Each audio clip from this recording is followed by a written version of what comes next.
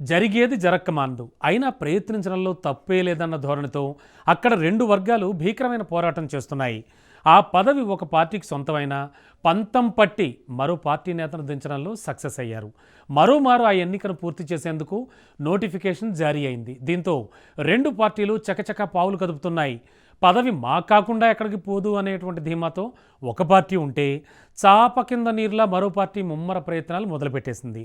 3 నాళ్ల ముచ్చట కాదు కానీ 3 నెలల ముచ్చటైన ఆ పదవి కోసం ఒక రకంగా చెప్పాలంటే యుద్ధ వాతావరణమే నెలకొంది. సర్వత్రా ఉత్కంఠ రేపుతోన్న పదవి ఏమిటి, అది ఎక్కడా? Let's watch.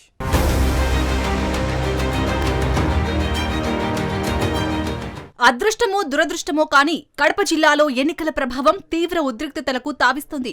ఎన్నిక పేరు వినిపించిన ప్రతిసారి నేతల మధ్య పోరాట వైపరీత్యాలు కనిపిస్తూనే ఉంటాయి. మొన్నటికి మొన్న జరిగిన ఒంటిమిట్ట, పులివెందుల జెడ్పీటీసీ ఉప ఎన్నికల ప్రభావం ఉమ్మడి కడపను ఊపేసింది. ఇప్పుడు తాజాగా మళ్లీ కడప నగర్ మేయర్ ఎన్నిక. ఈ అంశంతో మళ్లీ కడప రాష్ట్ర స్థాయి పతాక శీర్షికను నిలిచింది.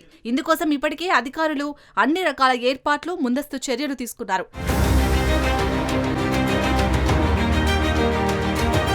కూటమి ప్రభుత్వం అధికారంలోకి వచ్చాక మారిన పొలిటికల్ పరిణామ క్రమంలో కడప కార్పొరేషన్లో రేగిన చిచ్చు అంతా ఇంతా కాదు. టీడీపీ ఎమ్మెల్యేగా రెడ్డెప్ప గారి మాధవి ఎన్నిక కావడం, ఆమెకు నగరపాలక సంస్థ సర్వసభ్య సమావేశం వేదికపై కుర్చీ వేయకపోవడంతో రేగిన చిచ్చు కడదాకా సాగింది.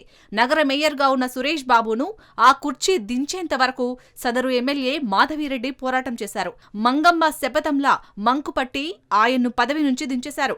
ఆ తర్వాత తాత్కాలిక మేయర్గా అదే వైసీపీకి చెందిన ముంతాజ్ బేగం బాధ్యతలు తీసుకున్నారు. ఈ సందర్భంలోనే రాష్ట్ర ప్రభుత్వం పూర్తిస్థాయి మేయర్ ఎన్నిక కోసం తిరిగి నోటిఫికేషన్ను జారీ చేసింది.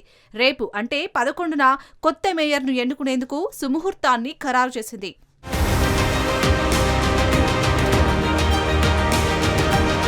అయితే కడప నగరపాలక సంస్థలో మొత్తం 50 డివిజన్లు ఉండగా అప్పట్లో వైసీపీ 48 స్థానాలను దక్కించుకుంది. ఒక స్థానం టీడీపీ, మరో స్థానాన్ని ఇండిపెండెంట్ సొంతం చేసుకున్నాయి. తిరుగులేని ఆధిపత్యంతో వైసీపీ తనదైన మార్క్ పాలనను ఈ మధ్య కాలంలో కొనసాగించింది. అయితే కూటమి ప్రభుత్వం అధికారంలోకి వచ్చాక పరిస్థితులు తారుమారయ్యాయి. ఎమ్మెల్యే మాధవిరెడ్డి, మేయర్ సురేష్ బాబుకు అవినీతి మరకలను సాక్ష్యాలతో సహా ప్రభుత్వానికి నివేదించి ఆయన్ను పదవి నుంచి దించడంలో సక్సెస్ అయ్యారు. ఆ తర్వాత న్యాయం కోసం సురేష్ బాబు కోర్టు మెట్లెక్కారు. అయినా తగిన ప్రతిఫలం అందే సూచనలు అల్లంత దూరాన ఉండిపోయాయి. ఈ క్రమంలోనే రాష్ట్ర ఎన్నికల కమిషన్ కడప నగర మేయర్ ఎన్నికకు నోటిఫికేషన్ ఇచ్చింది. దీంతో కడప జిల్లా జాయింట్ కలెక్టర్ అదితి సింగ్ ఈ నెల 11న ఎన్నికల కోసం అందరు కార్పొరేటర్లకు నోటీసులు పంపారు.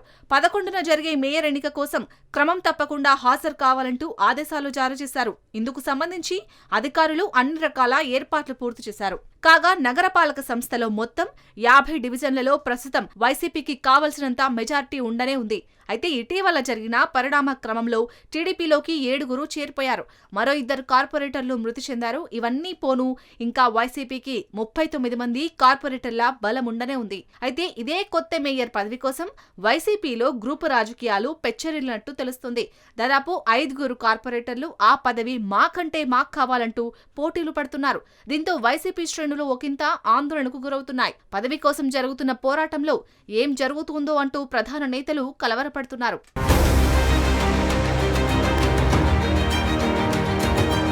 ఇదిలా ఉండగా ఇప్పటికే పులివెందుల, ఒంటిమిట్ట జెడ్పీటీసీ స్థానాలను కైవసం చేసుకున్న టీడీపీ అదే ఉత్సాహంతో నగర మేయర్ సీటును కొట్టేయాలని అన్ని రకాల ప్రయత్నాలను ఇప్పటికే ఒడిసి పట్టుకుంది.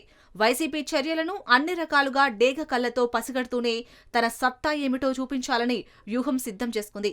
పిట్ట పోరును పిల్లి తీర్చినట్టుగా వైసీపీ గొడవలు సొంతం చేసుకోవడానికి టీడీపీ సర్వశక్తులు ఒడ్డడానికి రెడీ అయిందట. ఈ పరిస్థితుల్లో టీడీపీ, వైసీపీ మధ్య గట్టి పోరు నడిచే అవకాశాలు స్పష్టమవుతున్నాయి. రేపు జరిగే ఎన్నిక కోసం ఇరు వర్గాల మధ్య సిగపట్లు తప్పవనే పరిస్థితులు ఉత్కంఠను రేపుతున్నాయి. కాగా కడప నగరపాలక సంస్థ ప్రస్తుత పాలక మండలి పదవీకాలం వచ్చే ఏడాది మార్చి 17 నాటికి ముగియనుంది.